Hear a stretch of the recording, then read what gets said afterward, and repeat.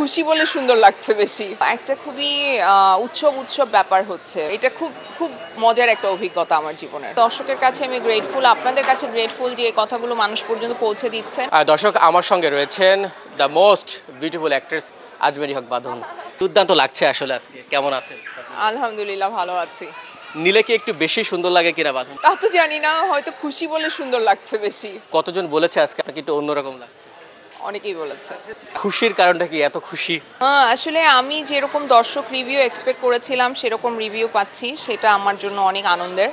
আর আমি যা চেয়েছিলাম আমি সেটা পাচ্ছি, সো সেটা আমাকে অনেক আনন্দ দিচ্ছে। একটা খুবই উৎসব ব্যাপার হচ্ছে, মানে সবার সাথে দেখা হচ্ছে, অন্য সিনেমার আর্টিস্ট যারা আছে, ডিরেক্টর প্রডিউসারদের সাথে দেখা হচ্ছে, সাংবাদিক ভাই বোনদের সাথে দেখা হচ্ছে, এভরিডে আড্ডা হচ্ছে, কথা হচ্ছে। তো এটা খুব খুব মজার একটা অভিজ্ঞতা আমার জীবনের। গতকাল বলছিলেন আসলে আপনি চাচ্ছিলেন যে আপনার জন্য আলাদা একটা দর্শক ক্রিয়েট হোক, সেটা ইতিমধ্যে শুরু হয়েছে। সবকিছু মিলিয়ে যদি আসলে আমি চেয়েছিলাম যে ভিন্ন ভিন্ন চরিত্রে আমি অভিনয় করব। তো এখন ধরেন চাইলে তো আর হয় না, সুযোগও পেতে হয়। সো সানি সারোয়ার ভাই সেই সুযোগটা দিয়েছেন, আমি সেটা কাজে লাগিয়েছি।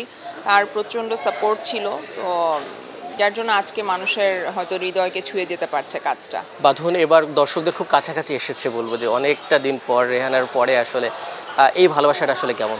এটা তো এইটা আসলে খুবই অদ্ভুত একটা ভালো লাগা, যে এই যে দর্শক আমাকে কাছে পেয়ে আমাকে আসলে ভালোবাসা দিচ্ছে, সম্মান দিচ্ছে, তারা আমাকে অ্যাপ্রিসিয়েট করছে বিভিন্নভাবে। এটা ভীষণ ভালো লাগার। আপনি যদি এবার যদি একটু অন্য বিষয় নিয়ে জানতে চাই, ঈদটা তো বরাবর একটু অন্যরকম কাটে, এবার এশা অর্ডারের কাছে সেটা আরও বেশি স্পেশাল হচ্ছে আপনার কাছে। পরিবারের কাছ থেকে আসলে কেমন সাড়া পাচ্ছেন?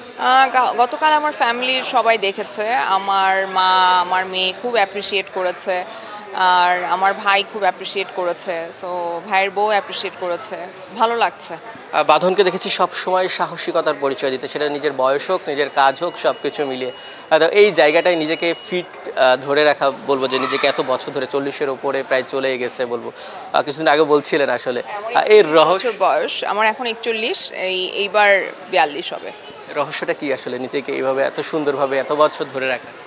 আসলে নিজের বয়সটা মেনে নেয়া, নিজের ফ্লসগুলো মেনে নেয়া, শুটিং, নিজের ব্যস্ততা, আরও অনেক কিছু, সব কিছু মেনটেন করে নিজেকে যে ফিট রাখার জন্য আলাদা কোনো পন্থা অবলম্বন করে কিনা বাঁধন? আমি মাঝখানে অনেক মুটিয়ে গিয়েছিলাম, ডিপ্রেশনে ছিলাম ভীষণভাবে। পার্সোনাল কারণ, দেশের সার্বিক পরিস্থিতি সব মিলিয়ে আসলে ভীষণ বিষণ্ণতা কাজ করছিল। তো তখন প্রায় 17 কেজি ওজন গেইন করেছিলাম। এখন আবার ডায়েটিশিয়ানের থেকে আসলে ডায়েট ফলো করছি। আপু, আমরা দেখেছি যে অনেক ঝড়ঝাপটা পাড়ি দিয়ে নিজেকে শান্ত রেখে সামনের দিকে কিভাবে এগিয়ে যাওয়া যায়, আসলে তার একটা প্রকৃত উদাহরণ হিসেবে বাঁধন থাকবে। আসলে এই যে এত ঝড়ঝাপটা পাড়ি দিয়ে নিজেকে শান্ত এবং সামনের দিকে এগিয়ে যাওয়ার যে একটা শক্তি, বলবো যে পজিটিভ মেন্টালিটি নিয়ে সামনে এগিয়ে যাওয়ার, আপনি এই ক্ষেত্রে অনন্য। আসলে এর ক্ষেত্রে বড় শক্তি হিসেবে কি কাজ করে? আমার সততা সবচাইতে বেশি কাজ করে। আপনি যখন অনেস্ট থাকবেন তখন আপনি অনেক কিছুর এগেনস্টে দাঁড়িয়ে যেতে পারবেন আসলে। এছাড়া অন্যান্য কি বিষয়গুলো মাথায় রাখেন বা মেনটেন করার ট্রাই করেন এই ধরনের সময়গুলো? আমি আসলে অন্যকে আঘাত করি না, অন্যের ক্ষতি করি না, আর নিজের সততার সাথে নিজের জায়গাটা আমি আসলে ধরে রাখি, যেটা ধরে রাখাটা সবচাইতে কঠিন। বাট একবার ধরে রাখতে শিখে গেলে তখন এইটা ছাড়া অন্য কিছু করা সম্ভব না। বাঁধনকে আমরা নানা ধরনের অভিনয় দেখেছি। আসলে বাঁধনের যদি বাস্তব জীবন নিয়ে কেউ কোনোদিন বায়োপিক তৈরি করে, সেটাও দুর্দান্তভাবে একটা সফলতার মুখ দেখবে বলে আশা করি। নিজের বায়োপিকে কাকে চান অভিনেত্রী হিসেবে, বা কে করলে ভালো হবে, বা নিজের বায়োপিকটা কীভাবে করলে আসলে আরও সুন্দর হবে? আমি এটা নিয়ে এখনো চিন্তা করি নাই, বাট হয়তো হতে পারে। আমি এটা নিয়ে একদম চিন্তা করি নাই আসলে।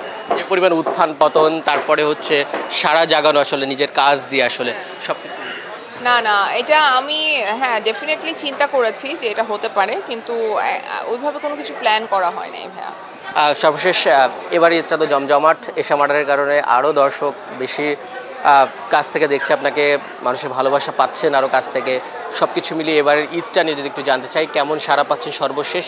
দর্শকের কাছে আমি গ্রেটফুল, আপনাদের কাছে গ্রেটফুল যে এই কথাগুলো মানুষ পর্যন্ত পৌঁছে দিচ্ছেন, আর দর্শক যারা আসছে ভালোবাসা দিচ্ছে তাদের কাছে আমি গ্রেটফুল। আর এবারের ঈদটা আমার জন্য খুব স্পেশাল হয়ে থাকবে সারা জীবন। কারণ জীবনের প্রথম কখনো ঈদের সিনেমা রিলিজ হয়েছে, সেটা এশা মার্ডার। সারা জীবন এটা আমার জীবনের একটা পার্ট হয়ে থাকবে। Thank you. Thank you, thank you.